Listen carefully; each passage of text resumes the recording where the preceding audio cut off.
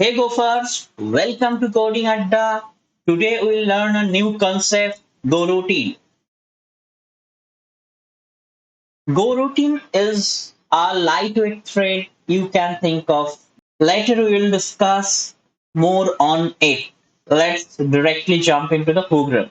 It will help you to understand better. We have a function here, f. So this function is not doing some real things. You can think of it's a dummy function. It's holding its execution for some amount of time, then this function is completing its task. Maybe in real scenarios, this function will do some database connection, maybe some processing, maybe some file operation, whatever it is. We are not focusing on that actual implementation. That's why we are pausing for some amount of time, then we are completing its execution. We are pausing here for n seconds, and n is a integer between 0 to 5. So we have used one library, that is rand, that belongs to math library, and we are getting randomly one integer in that will belong from 0 to 5, and we are waiting for this number of seconds here. Then we are printing just completed. It will be either 1 2 3 4 based on the from, that is first here. So we are converting here strconf dot itoa. Then we are passing from as argument. So we are using this library, string conversion library. This will convert integer to string. Then we are concatenating with this completed, and we are printing as output from this function. Let's don't focus more on this function because we will only need to focus in this lecture on Go routine. So it's just a function.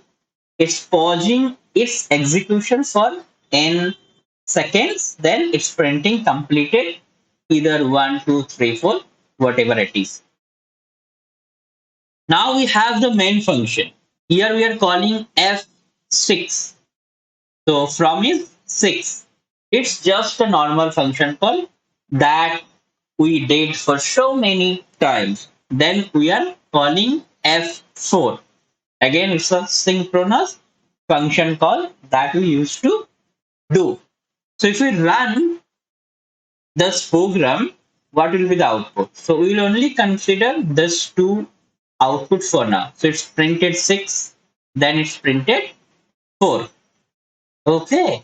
So it's paused for some amount of time, then it's printed 6 because we paused 6, then it's printed completed 4. Now what we are doing?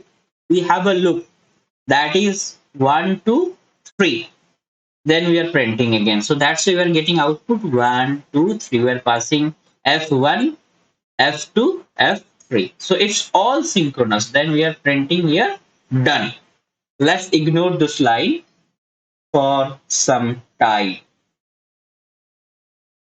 Now what we will do? We'll make this as go.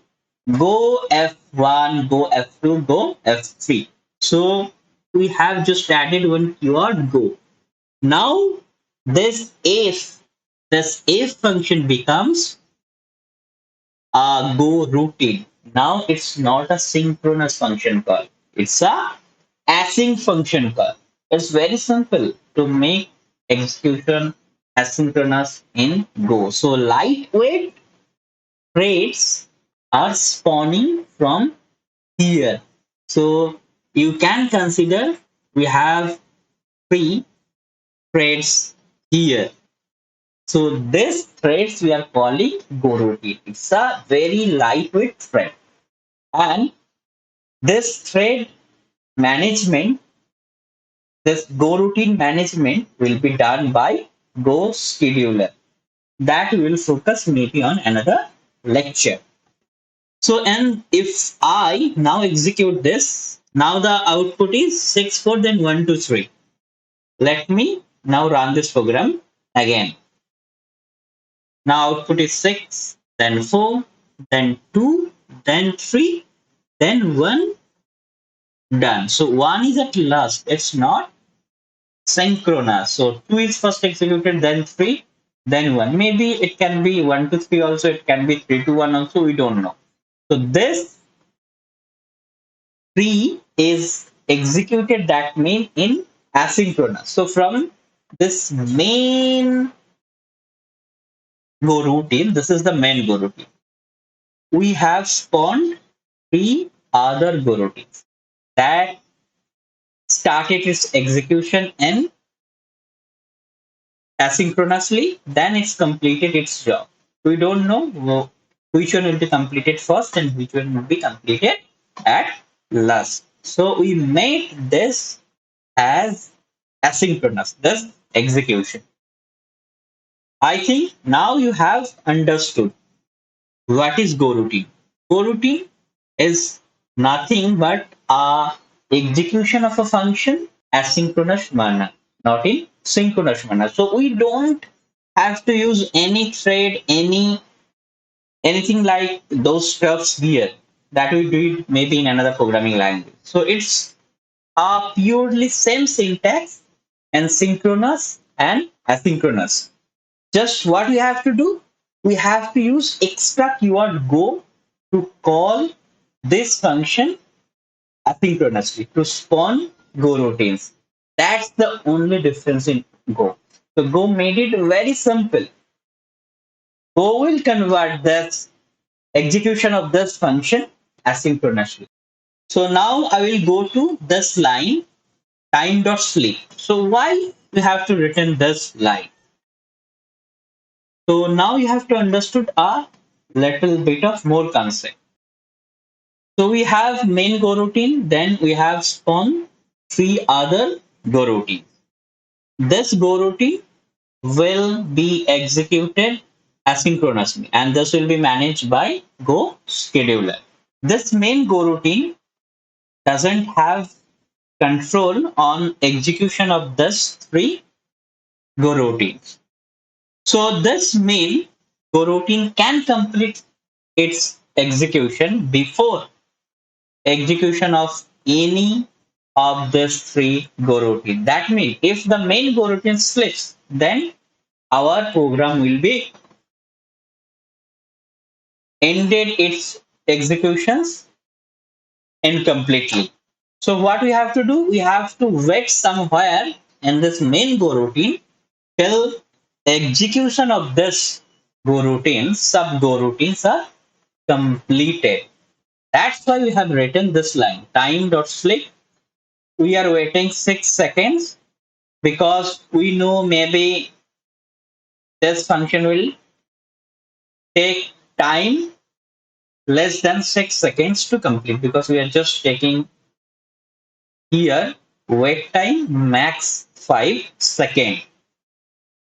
Then we are completing with done statement.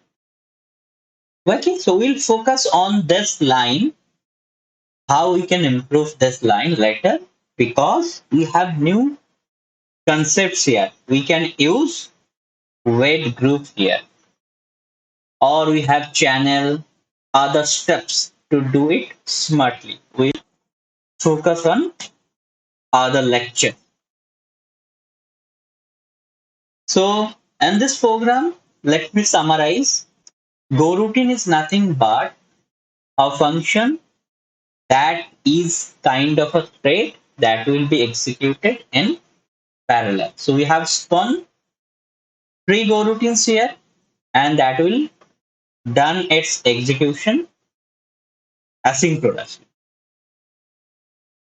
Main Go routine can be ended before execution of this sub Go routine. So we have to synchronize execution of main Go routine and this sub Go routine. Somehow you have to wait here till execution of sub Go routines are completed. Then we will complete the execution of main Go routine. That's the thing. I hope you have enjoyed and learned the concept of Go routine. In case you did, please subscribe. See you in the next lecture. Bye.